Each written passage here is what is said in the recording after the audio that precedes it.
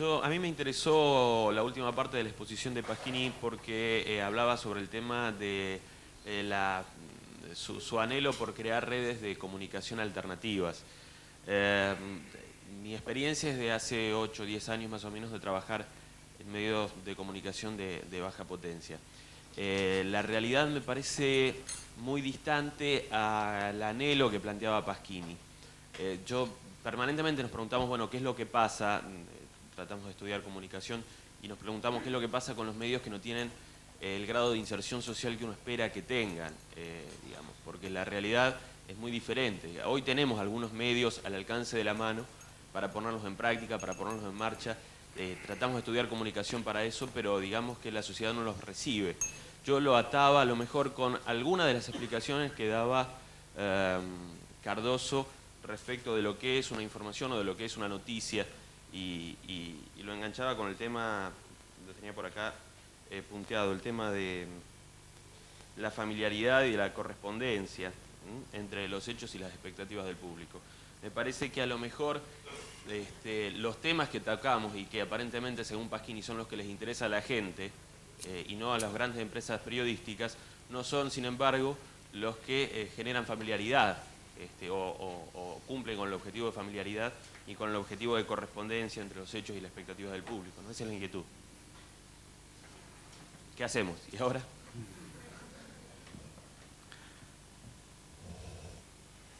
Hace algunos años yo me encontré con Estela en Managua. Yo había ido a Managua a ayudarles al nuevo gobierno sandinista a crear una agencia de noticias. Ellos tenían mucha experiencia de periodismo radial, pero debido al alto grado de analfabetismo, obviamente muy poca experiencia de periodismo escrito.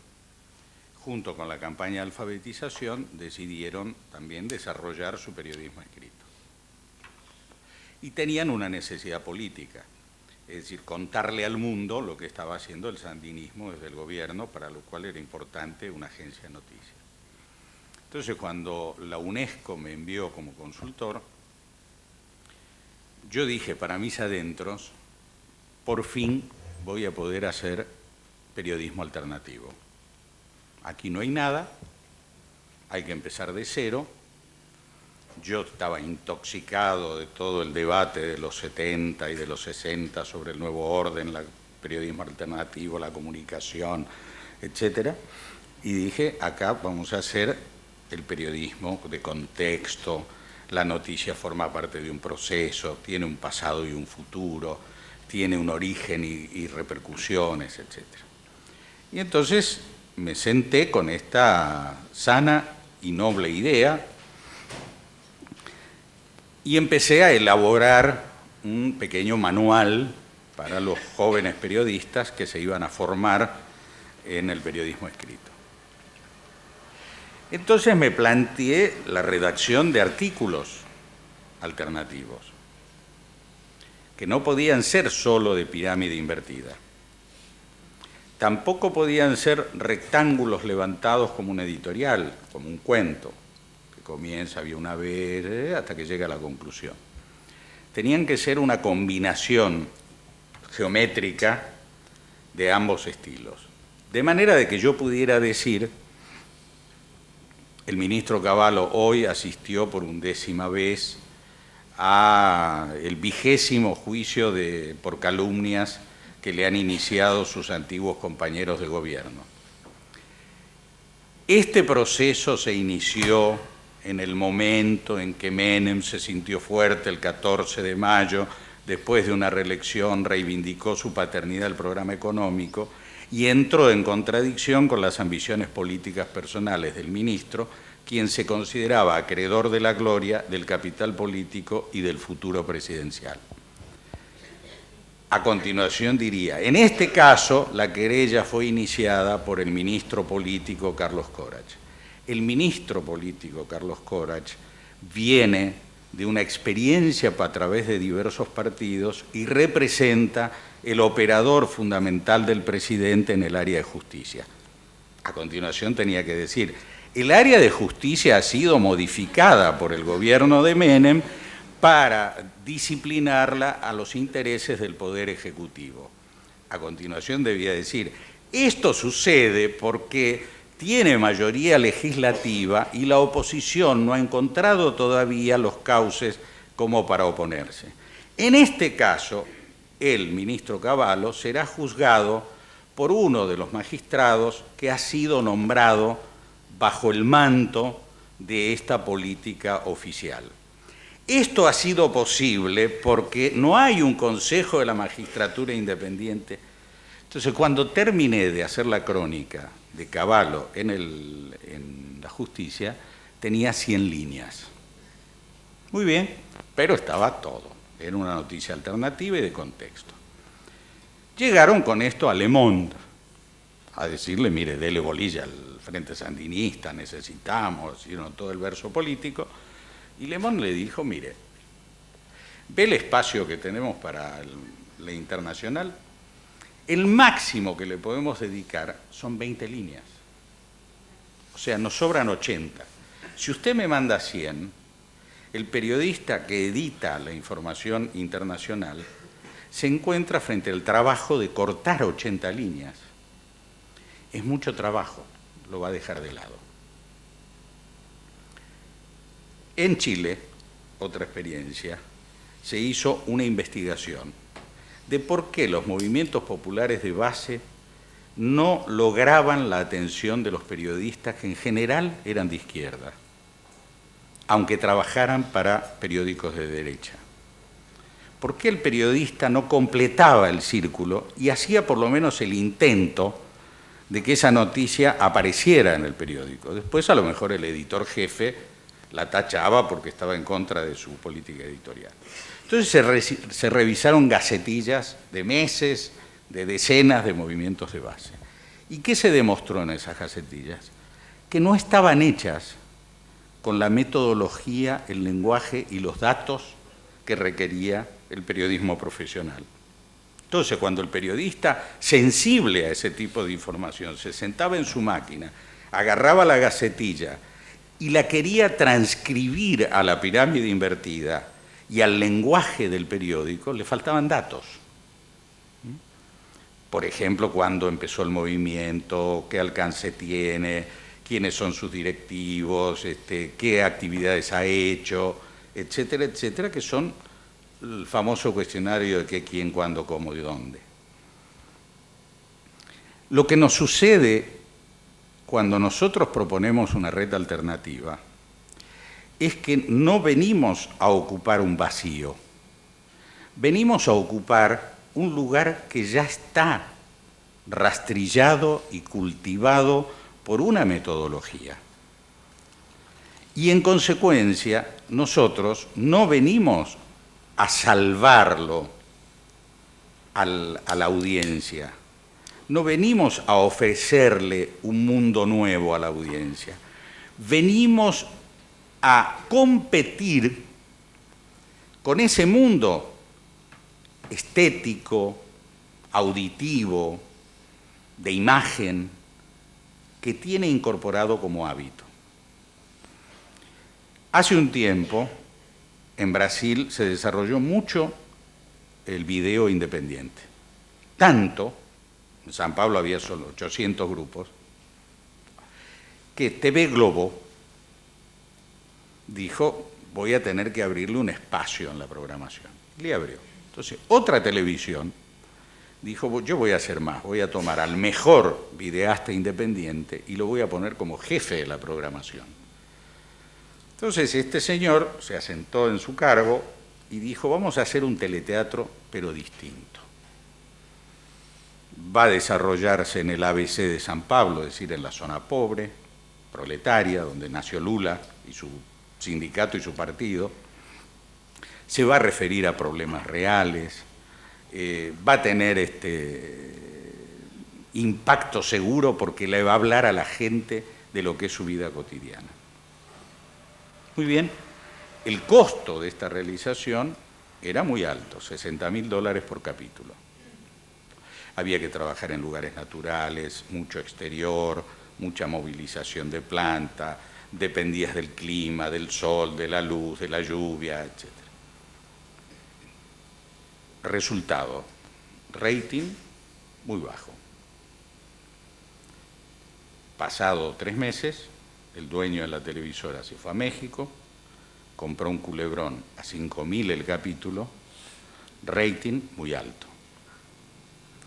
¿Por qué? Porque los hábitos en la comunicación son los hábitos profundos que cada uno de nosotros tenemos. Nosotros aprendemos desde pequeños a manejar los cubiertos y a ver la tele. Y estas dos cosas se nos incorporan, se nos meten adentro. Cuando alguien viene y nos ofrece un producto distinto, en principio es como si nos dijera que en lugar de cuchillo y tenedor usemos palillos chinos. Nos enfrentamos a la dificultad de manejar ese nuevo producto, porque viene a contradecir lo que es nuestro hábito, para lo cual estamos entrenados sin pretenderlo, sin que nadie se lo haya propuesto deliberadamente, pero estamos entrenados para eso. Y entonces vos necesitas un tiempo que a partir de estas experiencias se estudió y requiere por lo menos 5 años cambiar de hábito. Empezar a disfrutar lo nuevo. Hace años, allá por el 77, yo fui a trabajar a Roma. En esa época la televisión en Italia era estatal. Funcionaba 2 horas al mediodía, se cortaba y después empezaba a funcionar a las 6 de la tarde. No había avisos comerciales, no había tanda comercial, y se ocupaba esencialmente de noticias, cine, deportes, documentales. Mis hijos se aburrían como si chuparan un clavo. No había series norteamericanas, no había dibujos animados, o si los había de manera distinta al Disney habitual. Y le costó meses habituarse a esa televisión. Y siempre tuvieron una cuota de nostalgia por la otra. Después, cuando se reencontraron con la otra, fue como reencontrarse con un hábito perdido. Entonces, cuando vos te pretendés introducir una versión alternativa, te encontrás primero con el rechazo. Y ahí viene la decepción de cada uno de nosotros. Bueno, carajo, si esto es lo que ustedes quieren, les gusta ser esclavos. Y entonces empezás a preguntarte lo mismo que Mariano. Yo no quiero darles el circo, pero si me lo piden, ¿qué puedo hacer? ¿No? A la gente les gusta el circo. Entonces, pero es un problema de cultura en el fondo. Yo lo discutí esto con la gente de Incupo. Incupo es una organización sustentada por la Iglesia que se dedica a la promoción cultural en las zonas rurales y maneja una 20 de programas radiales. Entonces discutimos sobre la música que debían poner. Entonces, ¿qué hay que poner? ¿Ricky Martin o Mozart? Entonces yo decía, si ponemos Mozart, la gente se va. Entonces, sí, se va porque no lo conoce, porque no sabe nada. Contale la historia, explicarles que la polonesa era un himno de resistencia, que representaba a un movimiento popular que luchaba contra regímenes autocráticos y dictatoriales, y entonces adquiere un sentido distinto para la gente. Pero esto requiere mucho tiempo. ¿Entendés? En Chile, durante el gobierno de Salvador Allende, compraron de la Argentina, protagonizada por Irma Roy, Simplemente María, que en tiempos más recientes hizo Leonor Benedetto como Rosa de Lejos. Es un viejo culebrón colombiano con la clásica historia de la Cenicienta. Un poquito de sexo, un poquito de parto de madre soltera, un poquito de viaje y el retorno rico y el reencuentro con el seductor arrepentido, pero siempre millonario. Entonces, ¿por qué lo hicieron? Para atraer al público que huía en masa de la televisión hecha por los socialistas, los demócratas cristianos, los comunistas, etc. Entonces ellos dijeron, nosotros somos más vivos, le ponemos simplemente María, y en las tandas le bajamos línea. Y entonces la leche, el cobre, las nacionalizaciones, el socialismo, etc. Mediciones. En la tanda la gente hacía zapping. Y se iba un ratito a ver Los Intocables en la televisora de la Universidad Católica, que seguía transmitiendo seriales norteamericanas con un rating impresionante. ¿Por qué? Porque eso solo se hace educando a la gente. ¿Y cómo educás a la gente? La tenés que hacer participar. Y la participación no es nunca un acto espontáneo. Nadie participa espontáneamente, la participación se organiza. La perversión de ese axioma son los aparatos partidarios que ponen los colectivos y arrean a la gente a los actos. Pero el fondo del problema, la organización de la participación, es la base sobre la cual vos y ellas, o sea, vos y tu audiencia, encuentran al fin un hábito que los unifica. Entonces, en esto se requiere, primero, no ser omnipotente, es decir, no pensar que vos tenés el postre que le hacía falta, el sabor que no figuraba en su menú, la inteligencia que los demás no tienen, y por el otro lado, la suficiente amplitud de criterio como para bancarte hasta las estupideces que te van a decir. Hasta que la gente se entrene en el diálogo y en la elaboración común. Pero si vos no lo pensás, en términos, por decírtelo grueso, de Susana Jiménez, esto es, si vos no le das atractivos, organizándolos como para que ellos se fijen en vos y empiecen a participar de una manera distinta y descubran que hay una manera distinta de participar, vos te quedás con el rechazo. Y finalmente terminás haciendo un medio alternativo para un pequeño círculo que entiende tu discurso, lo comparte y en realidad ya no le hace falta el medio alternativo, porque están de acuerdo de movida. Y entonces lo comenzás a desechar. Entonces, la solución es paciencia, participación y un gran esfuerzo creativo para hacer algo que a la gente le llame en principio la atención, la atraiga y la inste a participar.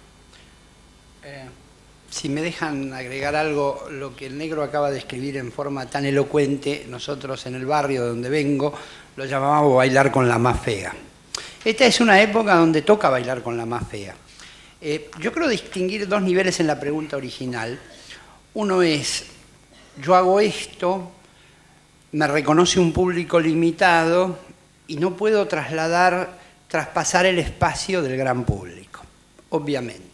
El negro acaba de explicar con absoluta precisión la resistencia natural a los cambios en los modos de producción y de consumo cultural.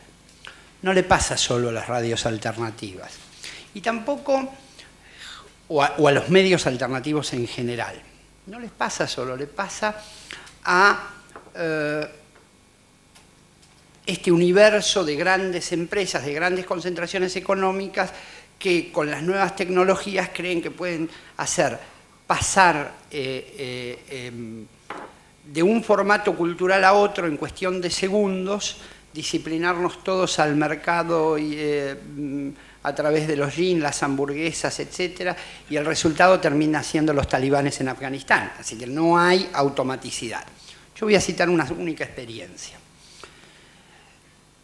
Viacom y GTE, dos grandes empresas que trabajan en esto del desarrollo de los nuevos medios y que hasta por lo menos hace un año estaban fascinadas con este discurso de los 500 canales de televisión por aparato, hizo una experiencia hace 2 años en una zona cercana a Los Ángeles que se llama Los Cerritos. Es una zona que estaba dividida por una comunidad pequeña de gente mayor, casi o directamente en edad de retiro, y una suerte de comunidad cercana de origen asiático. Eligió estas dos como comunidades testigos y las dotó de todas las posibilidades existentes de uso masivo del medio interactivo. Les colocó ciertamente acceso a Internet, les colocó señales en excedente, señales de televisión interactiva donde la gente podía opinar y la opinión ser conocida en forma automática o inmediata, en tiempo real, en el programa que era objeto de la opinión. Les colocó sistemas para hacer sus trámites bancarios a través del televisor, les colocó sistemas de orden de películas en el video de su casa por vía de la televisión, o les organizó la preprogramación de la TV paga, la película a determinada hora que uno, utilizando la fibra óptica, que tiene una gran capacidad de manejar señal comprimida, que descomprime en boca de salida, la gente de esa comunidad, de esas dos comunidades, podía ordenar películas distintas por el mismo canal a distinta hora. El resultado fue la experiencia más desalentadora. El grueso de tecnologías que había incorporado ni siquiera eran usadas por la gente. Algunos de estos hogares testigos ni siquiera se preocuparon en encargar una película por el canal o de encargársela al video al videoclub de la zona por la televisión. ¿Por qué? Porque la gente tenemos una capacidad increíble para tomar, esto en la historia de la humanidad, para tomar tecnologías cuyo inventor o diseñador pensó para un fin, adaptarlas para sus necesidades o simplemente descartarlas. Entonces, ¿qué pasó? Que en ambas comunidades, la de los asiáticos era un ejemplo particular porque no eran producto de la cultura, era una cultura insertada, etcétera y demás, y la de los senior citizens, los viejitos americanos, preferían ir al banco y ponerse en la cola y charlar con la gente que se encontraba del barrio. Prefería ir al videoclub y retirar todavía la película y comentar con el que se la alquilaba o se la vendía exactamente cuál quería ver, si esta era buena, si él la había visto. Y no quería perder los espacios de reunión real por espacios de reunión virtual. Así que los cambios en los modos de producción y de consumo cultural son resistentes, pero no son solo resistentes al esfuerzo alternativo, son incluso resistentes a los esfuerzos de grandes conglomerados. Bueno, otra pregunta. Sí, Daniel Bravo de FM Oeste de AEDO. La pregunta es para Oscar Cardoso sobre la última intervención de la primera parte, referido al tema de Internet y poder.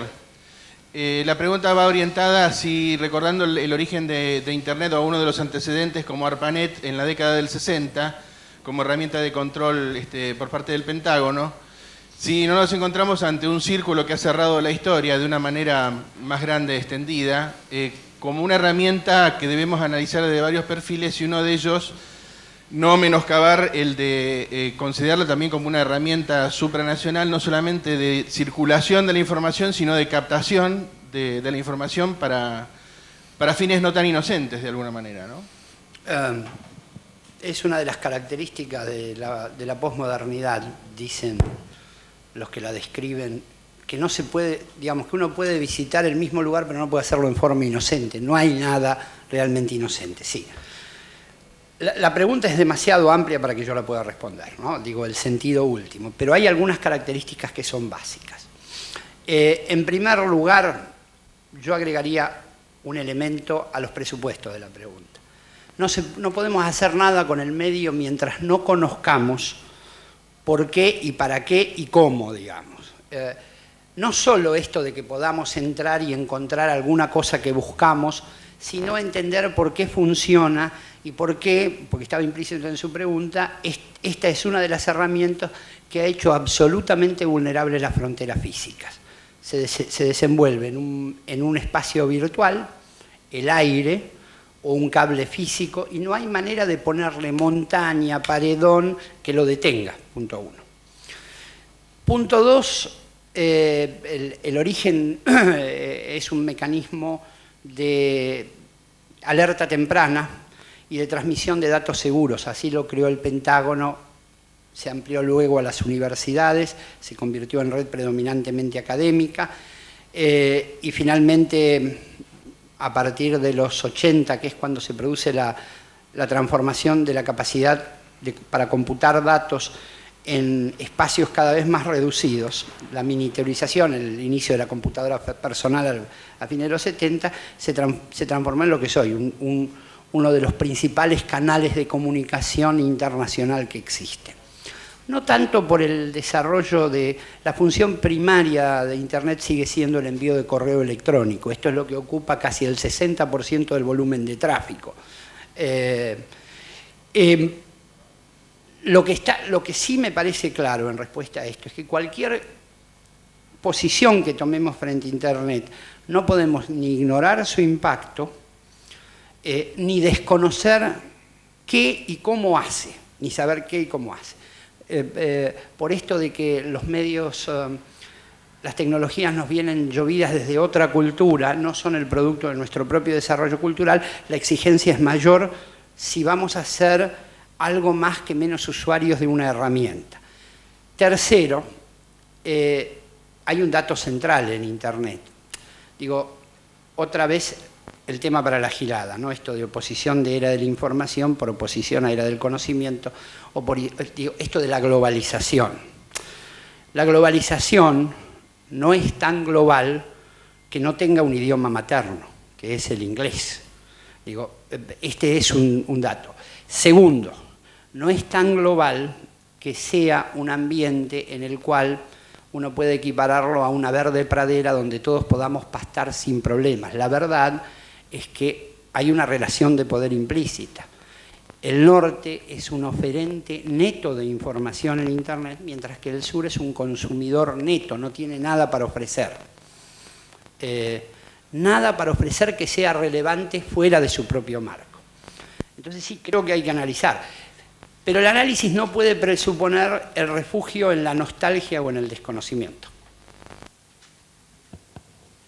Allá. Miguel Mendoza, profesor del taller de investigación periodística de la Facultad de Periodismo de La Plata. Yo le quería preguntar a Cardoso sobre cuáles serían los pasos que hoy se siguen para realizar una investigación periodística y qué cosas se van valorizando a medida que ésta se está realizando. Lo pregunto porque, bueno, nosotros nos encontramos en la facultad por ahí con una complicación que es poder ligar el marco teórico con la realidad de un medio periodístico. Entonces, bueno, en parte la idea va dirigida a ver desde qué forma nosotros podemos adaptar la realidad hoy de un medio a lo que le estamos enseñando a nuestros alumnos. Ahí hay dos partes en la pregunta que yo identifico, si hay más me avisan. La segunda quisiera que José María la tomara a cargo porque tiene que ver con algo que discutíamos antes de sentarnos acá, que charlamos, el divorcio entre estructura académica o de formación de cuadros periodísticos y la práctica y el ámbito específico de las empresas, digamos, que esa es la segunda parte. La primera, lo primero que exige la investigación periodística son las condiciones básicas que exige la investigación en cualquier campo del conocimiento. Es una metodología adecuada y rigurosa, algo que entre paréntesis no encontramos demasiado en el periodismo argentino. En general, mi visión es que uno puede sacar un buen periodista en relativamente poco tiempo, de un buen abogado, de un buen médico, de un buen sociólogo, o de un médico, abogado, sociólogo con buena formación de método en su disciplina, y la inversa es imposible. Entonces hay un problema de construcción de rigor metodológico. La investigación requiere atravesar varias escalas de aptitud metodológica que tienen que ver con técnicas de investigación, pero tienen antes que ver con la técnica con la que uno gatilla la inteligencia. La capacidad de asociar símbolos aparentemente inconexos entre sí y producir conclusiones válidas, coherentes, que a su vez permiten modificar para mejor procesos existentes o generar otros nuevos. Digo, esta es la cosa. La segunda parte es lo de José María. Yo creo que la investigación requiere siempre una concepción del mundo. Es decir, uno investiga a partir de una concepción que tiene del mundo, en el que incluso tiene ideas sobre poder, sobre moral, sobre ética, y por esto inicia una investigación destinada a probar ciertos preconceptos, lo cual no quiere decir de que después, si los hechos lo contradicen, no sea honesto con esa propia investigación. Yo, que he sido contemporáneo de Rodolfo Walsh y he trabajado con él, sé que jamás se ha propuesto una investigación porque se le ocurrió.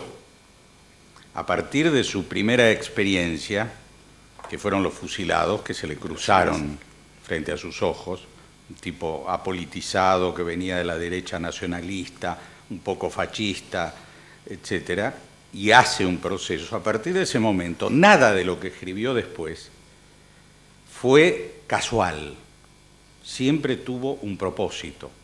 Él hizo Quien mató a Rosendo porque quería desmontar el mecanismo de la burocracia sindical a raíz de su participación en la CGT de los argentinos, que era como la réplica a esa burocracia.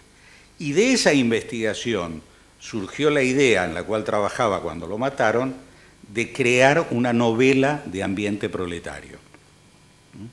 Es decir, esto formaba parte de una cultura global, de una mirada global. Los medios la tienen, la universidad no, a mi juicio, sobre todo las escuelas de comunicación. Entonces, ¿qué ocurre? Yo pertenezco a una generación en la que el título universitario no servía para nada en términos de periodismo. Es más, creo que muchos nos hicimos periodistas porque fracasamos en todas las demás disciplinas del estudio universitario. Entonces, el único lugar donde no se necesitaba saber nada era el periodismo. Entonces, uno se metía ahí y aprendía. Los jefes que me formaron a mí pensaban incluso que el título universitario era un hándicap en contra, porque había que hacerte olvidar todo lo que te habían enseñado en la universidad para que aprendas en realidad cómo se hacía periodismo. Hoy, creo que afortunadamente, el estudio académico ha ganado un espacio de cierto respeto y se ha instalado en la relación del periodismo y la industria. Pero lo que no se ha roto es el divorcio entre la industria y la universidad.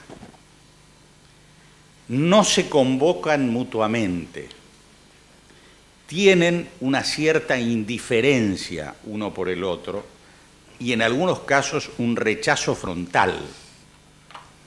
Yo, que suelo dar conferencias en las universidades, y no solo en la capital o en la provincia, me encuentro siempre que los chicos en la universidad piensan que los medios son un cubo de mierda. Y esto es lo que hay en el ambiente universitario. Yo soy puro, yo voy a mantenerme puro, no me voy a ensuciar en las políticas editoriales del poder, de la explotación, del compromiso, de la corrupción, etc. Y entonces, y después, cuando tengo que ir a pedir laburo, empiezo a vivir una contradicción. ¿Esta fusión qué implica? ¿Renunciar a esos criterios éticos? No. Debatirlos con la industria. Debatirlo con cada uno de nosotros. Obligarnos a reflexionar sobre lo que hacemos, cómo lo hacemos y para qué lo hacemos.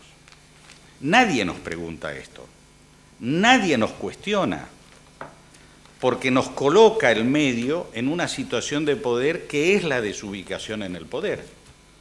Es decir, yo sé que con una chapa de página 12 hay lugares donde entro como por un tubo y hay lugares donde no paso del jardín porque me tiran los perros.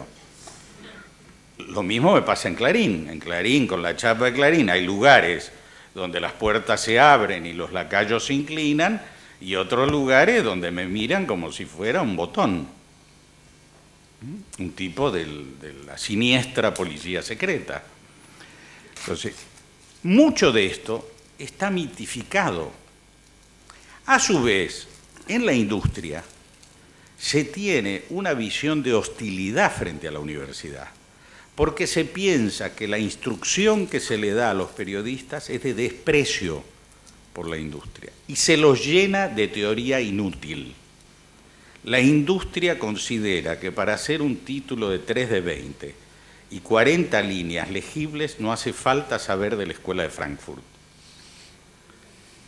Entonces, este es un dato primitivo por parte de la industria, pero es un dato real. Ahora, esto no se da en todo el mundo. En todo el mundo no es así. Es más, en algunas zonas del mundo, la industria se alimenta de la universidad para renovar sus cuadros profesionales. Y todos los años seleccionan entre los mejores y los absorben en la industria. Y a su vez la universidad reclama de la industria apoyos económicos, apoyos técnicos, apoyos conceptuales, debates, etc. Ahora, para llegar a eso tenemos un doble tránsito, a mi juicio, que hacer. Por un lado, discutir en la universidad cuál es la relación que nos parece posible entre el ámbito académico y el mundo del capitalismo. Porque cuando yo llego a la universidad y le digo, ¿y qué les parece si hacemos un acuerdo con Sony?, poco menos me ven como una especie de Hernando Cortés de las transnacionales imperialistas que quieren tomar el control de la universidad. Y cuando yo voy a la empresa y digo, che, ¿no sería bueno hacer un acuerdo con la universidad? Dice, fenómeno, tomamos pasante a 100 pesos por mes y trabajan lo mismo que un periodista profesional que nos costaría 1000. Y entonces, y tenemos un proletariado esclavizado. Ambos debates debemos hacerlo. Yo creo que el sindicato es el espacio posible donde ese debate tiene que darse. Es como una zona neutral de estas dos posiciones, donde nosotros deberíamos encontrarnos y abrir un debate. No se va a resolver en un encuentro, ni en 2, ni en 3, porque son prejuicios que vienen de muchos años y que están fundamentados cada uno en realidades muy sólidas. No son inventos las ideas que hay de un lado y del otro. Pero esta necesidad, que cada vez se va a hacer más imperiosa en la medida en que haya más academia de comunicación y de periodismo dispuesta a producir agentes de información, va más allá inclusive.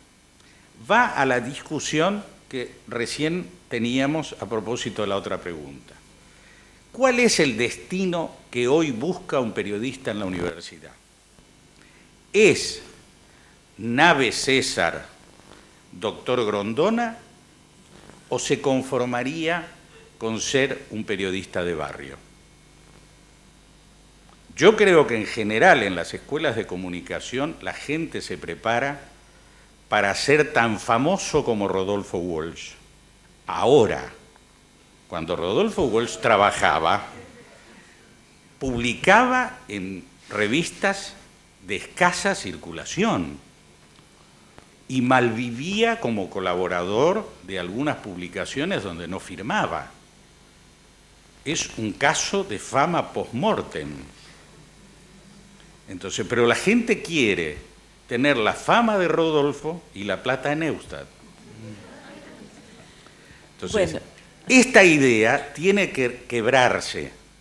Tenemos que revalorizar las distintas funciones de los periodistas. Yo creo que hay que revalorizar al periodista de Estado, por ejemplo. Es absurdo que nosotros lo despreciemos, porque si mañana el Estado es diferente, va a requerir periodistas de Estado.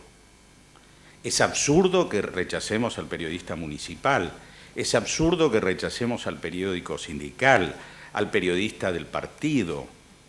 Es decir, ustedes piensen que la prensa política es sin duda la más honesta de todas las prensas existentes, porque no tiene la posibilidad de fingir lo que no es.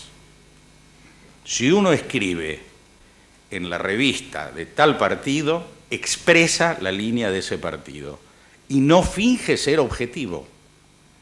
Todos nosotros escribimos para partidos que fingen ser objetivos y que esconden sus intereses detrás de una supuesta independencia, libertad y objetividad. Entonces es menos hipócrita escribir en una revista política que en un periodismo comercial.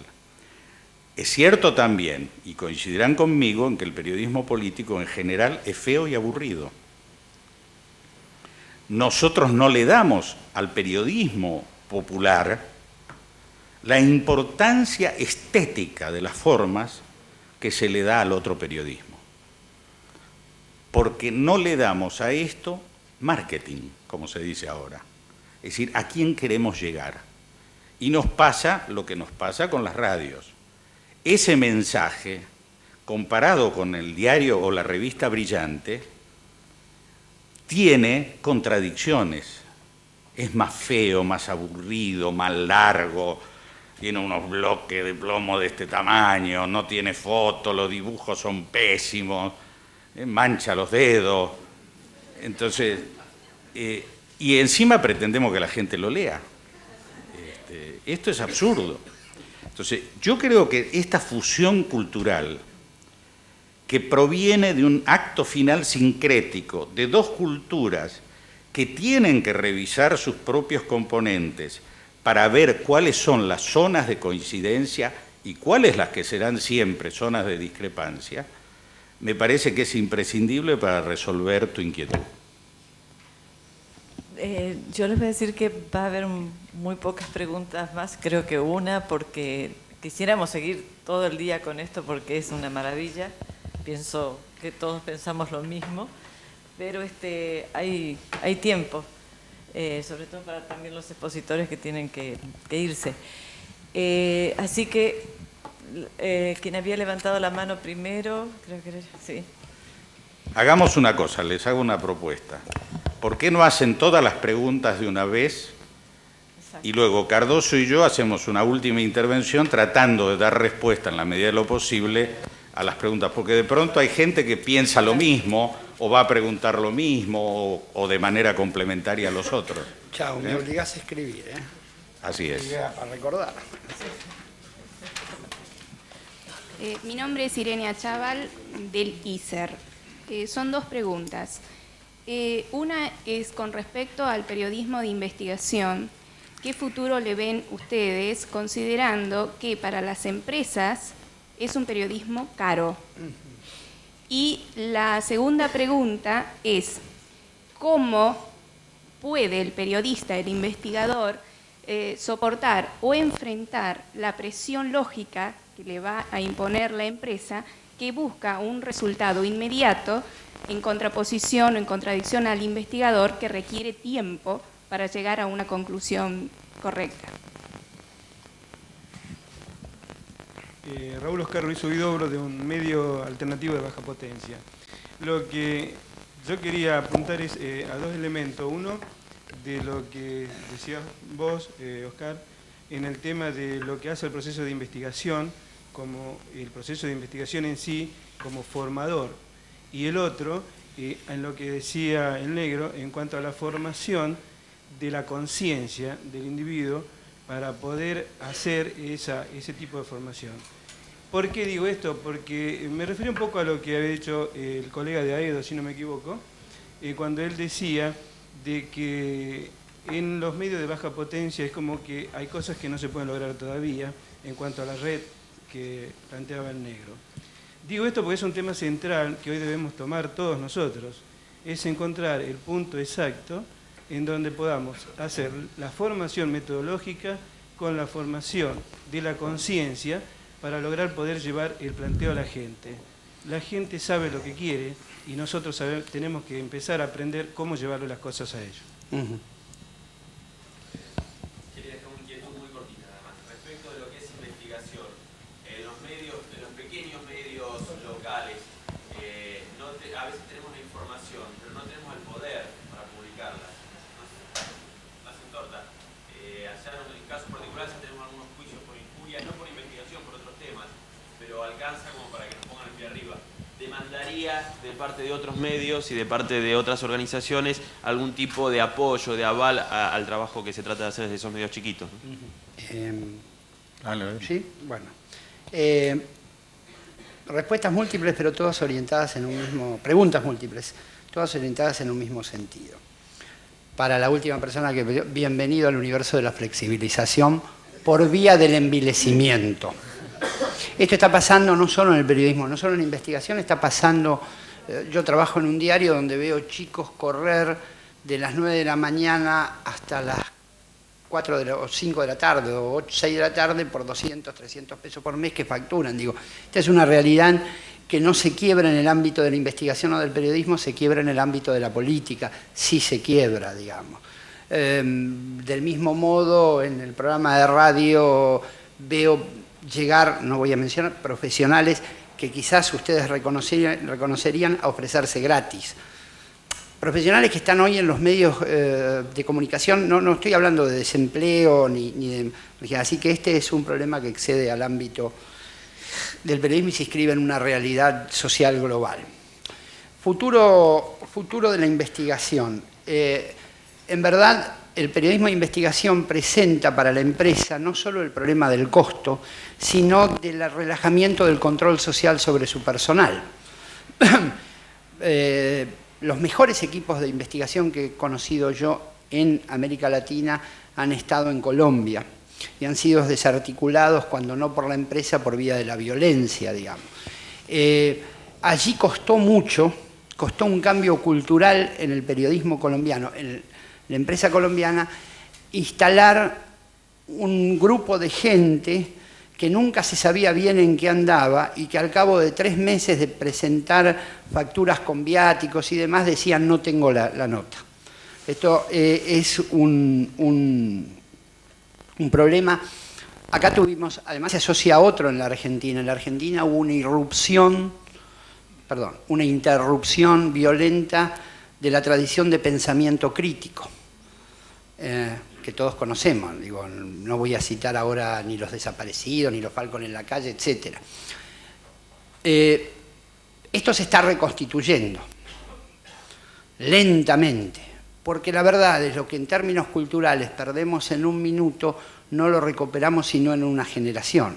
Así que el futuro del periodismo de investigación, por estas características, las generales que son comunes en todas partes del mundo, es caro, relaja el control social, algo que las empresas aman casi tanto como los saldos positivos de sus balances, casi, no tanto, pero casi tanto, y es muy difícil de incorporar, es muy difícil de incorporar. Supongo que esto solo puede darse en el tiempo y básicamente a través de la demanda del público. Si el público demanda solo realidad tal y como la sesgan los medios, tal y como la cortan los medios, va a ser muy difícil. Si además demanda una visión aún más refinada, es probable que, al menos por demanda de mercado, pueda hacerse un pie adentro. Si le demandan a los medios la función de decodificación de una realidad confusa. Punto. En cuanto al valor del título de comunicación social, yo llegué al periodismo tengo un título, pero no es en comunicación social, en realidad llegué casi por casualidad. Me quedé porque, como dicen los americanos, es mucho mejor ser periodista que tener que trabajar para vivir. Lo que encuentro es esto, hay un problema, y no solo en la Argentina, y no solo en las currículas de las universidades argentinas, hay un problema serio para definir un cuerpo de conocimientos teóricos que haga a un periodista distinto de un médico, del mismo modo en que un médico es distinto del abogado. Entonces esto se reemplaza con Sanata. Se esfuerza realidades, entonces nos metemos un poco en la semiótica, otro en la semiología, y hay un serio problema ahí. En verdad, tal como viene la Argentina, yo siempre, y si fuera mi función, que no lo es, tuviera que seleccionar personal con grado universitario, siempre optaría por otras disciplinas y no por la comunicación. El resto es un bloque de conocimientos empíricos que yo aprendí y casi cualquiera puede aprender, digamos. Seguramente mejor que yo. La respuesta de Ecuador es para... creo que con esto contesto las del proceso de investigación. La conciencia del individuo es la recuperación, a mi juicio, del pensamiento crítico, la facultad de pensamiento crítico que durante tanto tiempo y en forma tan compulsiva dejamos de ejercer. En cuanto al poder de publicación, el resultado del periodismo de investigación, aunque no todo periodismo de investigación deba ser para derrocar un ministro, un intendente o lo que fuera, sino para producir un servicio a la comunidad de lectores, el resultado siempre es un periodismo conflictivo. Siempre predispone con alguna autoridad, mal predispone con alguna autoridad, mal predispone con un anunciante. Bueno, pero esto es algo con lo cual los periodistas investigativos, los así llamados, viven en todo el mundo, no solo en la Argentina.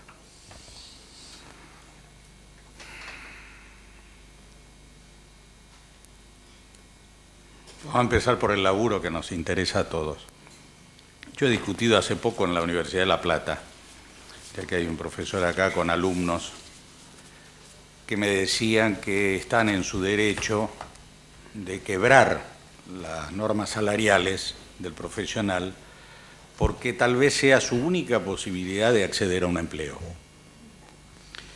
He sabido que de la cantidad de pasantes que concurren a un determinado medio, alguno queda con salario. Y la idea de que yo pueda ser el que quede empuja a todos los demás. Esto, como dice Oscar, es una consecuencia de toda una política económica. Pero toda política económica, aparte de poder modificarse, durante su vigencia tiene como nichos de resistencia que uno debe construir. Yo creo que lo que dicen los estudiantes es cierto, y lo que digo yo, que están quebrando el régimen de salarios, de horarios de trabajo, y todo lo que está en la convención colectiva y en el estatuto, también es cierto. Es la clásica cosa del ejército proletariado de reserva. Eso hace 100 años que se conoce. ¿Cómo resolver estas dos verdades que son antagónicas? Aquí yo creo que hay que volver a insistir en que debemos repensar las funciones de sindicatos y centros de estudiantes. Y hay que encontrar el modo entre ambos de solucionar este conflicto. Hay países donde se ha logrado que un mínimo porcentaje sobre la publicidad comercial se destine a un fondo sindical que podría subsidiar a muchos muchachos o a empresas de tipo periodístico donde los muchachos que estudian puedan resolver su problema de práctica, de empleo, de residencia, como es para los médicos. Hay otros lugares donde se han podido generar pequeñas empresas, pequeñas iniciativas de comunicación a partir de apoyarse en organizaciones no gubernamentales o en organizaciones vecinales y convencer a los movimientos de base e incluso hasta los propios partidos políticos de que la tarea de prensa y de difusión es una tarea profesional, es una actividad profesional. En un movimiento de solidaridad de base que trabaja en un barrio carenciado, a nadie se le ocurriría que el dispensario sea atendido por un abogado. Es atendido por un médico o una enfermera. ¿Por qué la gente piensa que la prensa o la dirección técnica de fútbol lo puede hacer cualquiera? Es decir, creo que hay que hacer una tarea de conciencia, pero para esto hay que reunir fuerzas. Yo no conozco, quizás exista, pero no sé que haya encuentros entre centros de estudiantes de comunicación y sindicato de periodistas en actividad que estén estudiando y buscando la manera de resolver y proponer soluciones a este tema. El periodismo de investigación, yo creo que hay que clarificar de qué hablamos, porque hoy revolver en los prontuarios también se llama periodismo de investigación, y eso no es periodismo de investigación, eso es revolver en los prontuarios, punto, nada más. Y este es el sentido mercantil que muchas empresas pretenden darle al periodismo de investigación. Es decir, no se busca información, se buscan casos. Entonces, competimos entre nosotros a ver quién encuentra al más corrupto. Los problemas de la corrupción no se resuelven de manera individual, pero la sociedad tiene problemas mucho más complejos que nadie investiga, porque no producen el mismo efecto sensacional que la revuelta de prontuarios. Por ejemplo, yo creo que en la sociedad actual ha cambiado la noción de familia. Creo que ha cambiado la noción de pareja. Creo que ha cambiado la noción de sexualidad. Creo que ha cambiado la noción de peste. Creo que ha cambiado la noción de vida, en el sentido de cómo planifica uno y desarrolla uno su vida y con qué función. ¿Quién investiga esos temas? Nadie. Entonces, esta es una deuda que tiene el periodismo de investigación. Entonces, ubiquemos en los términos en que Oscar planteó cuáles son los rasgos del periodismo de investigación. Y uno de ellos dijo la utilidad social. Y no nos dejemos atrapar en la idea de que una cámara oculta, revelando a un gestor tramposo de jubilaciones, es periodismo de investigación. Eso no es periodismo de investigación. Porque la utilidad social de ese cúmulo, sí, efectivamente, genera un sentimiento de anticorrupción. Pero ¿es que acaso alguna vez hubo un sentimiento a favor de la corrupción? Lo que cada uno de nosotros se ve compelido hoy es a zafar individualmente, aunque sea a través de la corrupción. Por eso, si nos ponen el queso cerca, sin ningún control social, a más de uno se le va a ir la mano. Entonces, ¿pero cuáles son los mecanismos de control social que se pueden realizar para que ese mecanismo se desarticule y no caigan solo personas? Porque esa persona es reemplazada por otra, y esa por otra, y esa por otra, porque convengamos que el crimen paga. Es decir, o sea, uno se hace millonario fácilmente y rápidamente. Entonces es una tentación muy grande. El periodismo de investigación, me parece a mí, hoy ha llegado a un punto en el que tiene que reflexionar sobre qué investiga, para qué y para quiénes.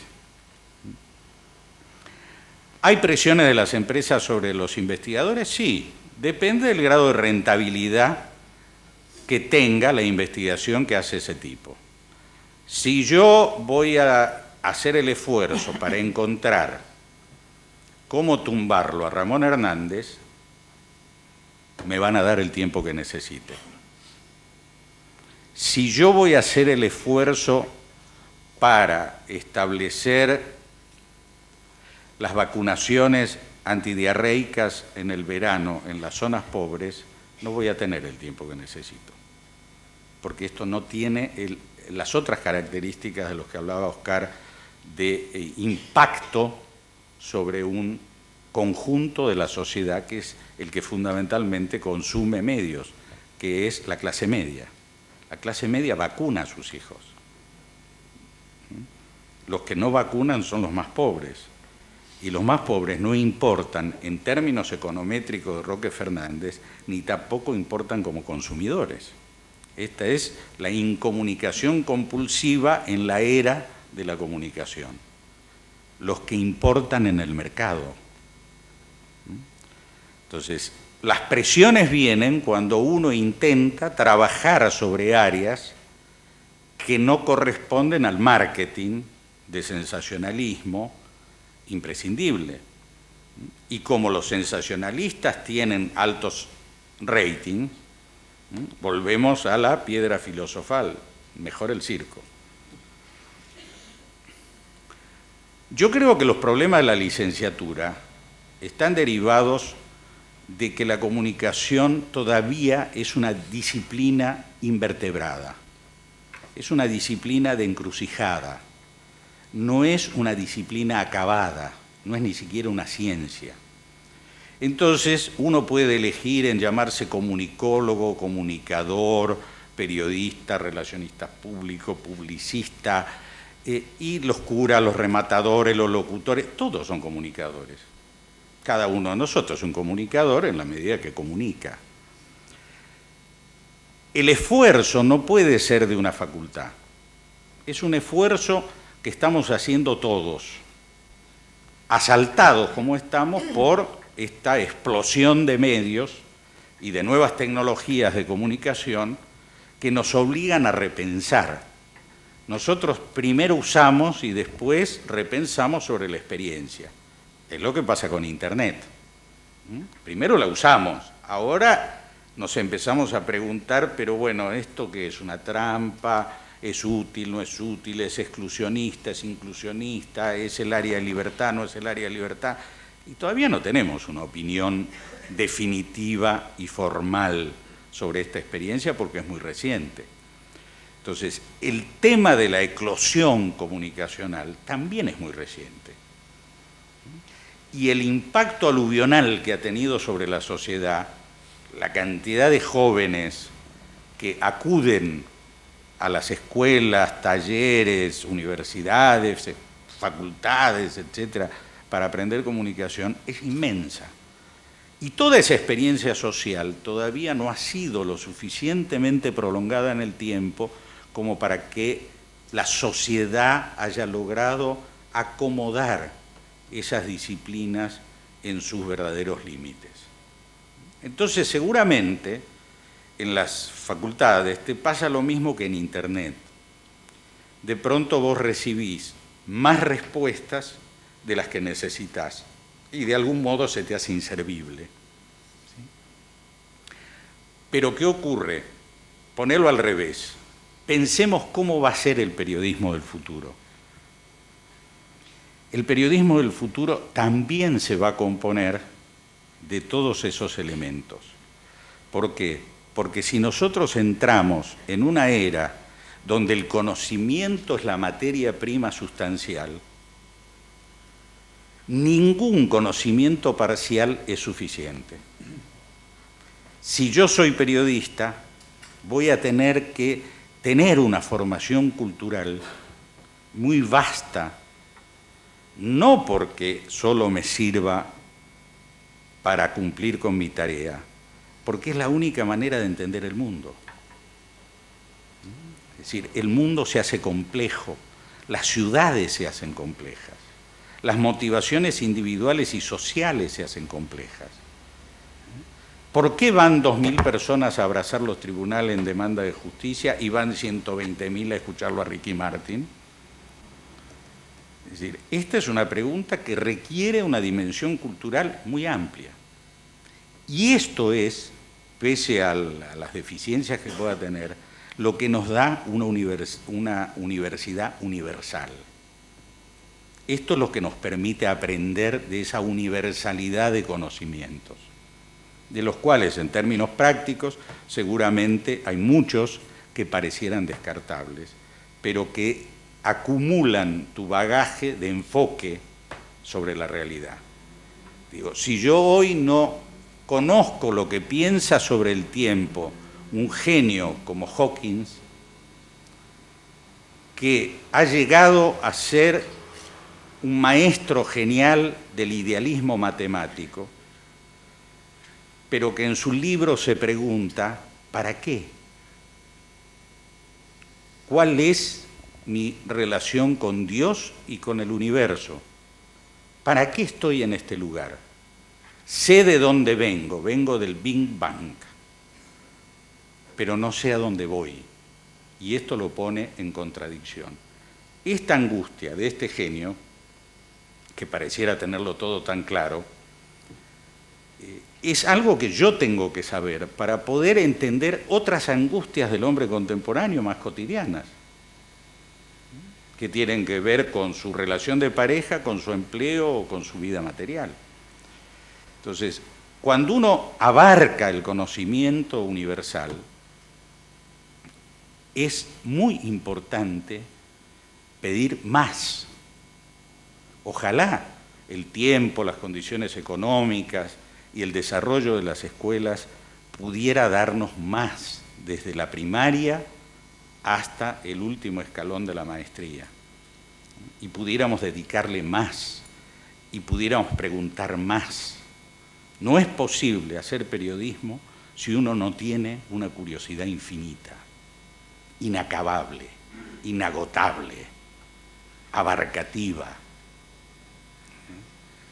porque es lo único que te hace entender lo que a mi juicio es la esencia del principio de comunicación, que es la condición humana. Y la condición humana es tan compleja que llevamos varios siglos de muchos genios tratando de retratarla y solo han logrado sombras, aproximaciones. Nosotros pretendemos describirla cada día. Entonces, esa meta que inconscientemente nos proponemos es tan enorme que así de enormes deben ser los conocimientos que nos permitan acercarnos, aunque sea lejanamente, a develar ese gran misterio que es la condición humana.